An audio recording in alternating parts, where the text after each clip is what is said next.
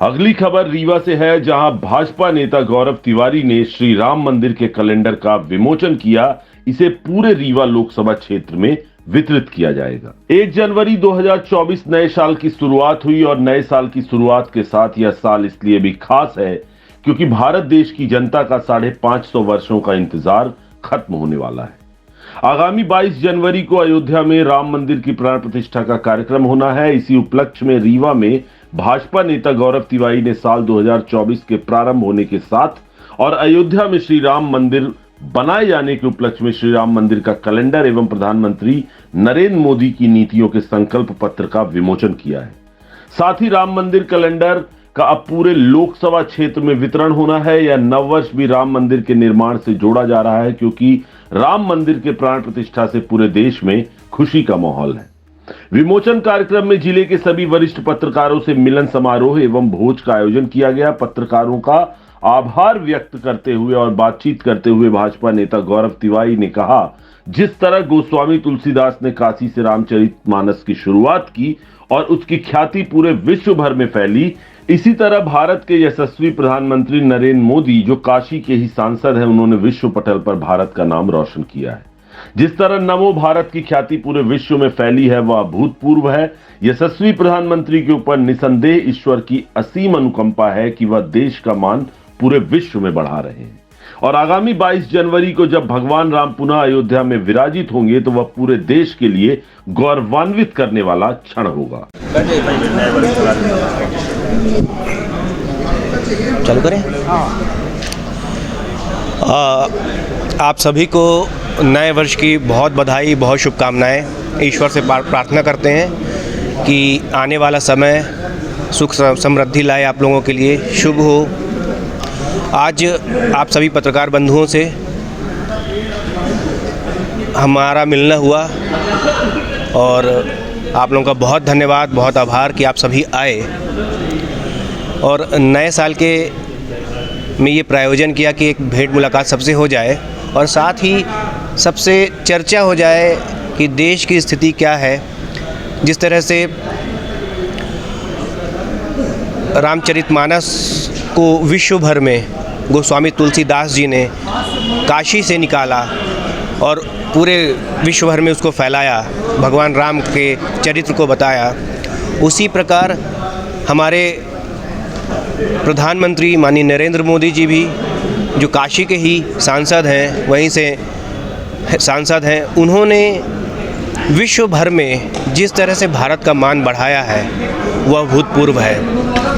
विश्व पटल पर नमो भारत जिस तरह से है वो केवल नरेंद्र मोदी जी के कारण है और बहुत हर्ष का विषय है, जिसको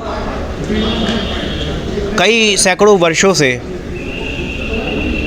भारत की जनता चाहती थी कि अयोध्या में भगवान राम पुनः विराजें। तो आने वाला 22 तारीख में सभी की मनोकामनाएं पूर्ण हो रही हैं। भगवान राम अयोध्या में पुनः आ रहे हैं और हमारे प्यारे प्रधानमंत्री जी उनको उनके विग्रह में उनको विराजेंगे, उनकी पूजन करेंगे। सभी साधु संत, देश भर के साधु संत वहाँ पे रहेंगे, वो पूजन करेंगे। तो ये बड़ा हर्ष का विषय है। ये कोई सामान्य घटना नहीं है। जिस तरह से भारत पिछले 10 सालों में आगे बढ़ा है, ईश्वर की भरपूर कृपा जिस पर होगी वही ये सब काम कर सकता है। जिस तरह से धारा 370 हटना, भगवान का मंदिर अयोध्या में बनना,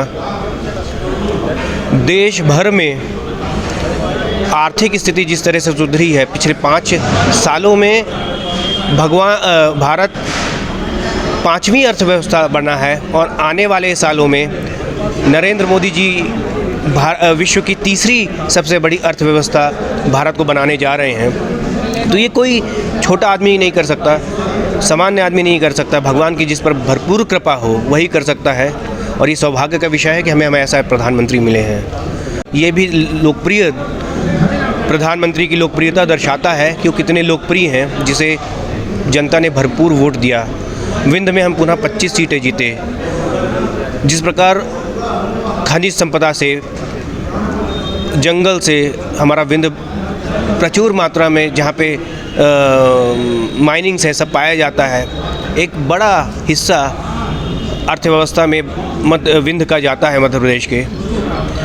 तो ये भारतीय जनता पार्टी ने इसको बहुत अच्छे से देखा और जाना कि यहाँ पे संभावनाएं हैं। उसी को देखते हुए पहली बार विंध्य को उप मुख्यमंत्री मिला, हमारे राजेंद्र शुक्ला जी को उप मुख्यमंत्री बनाया गया।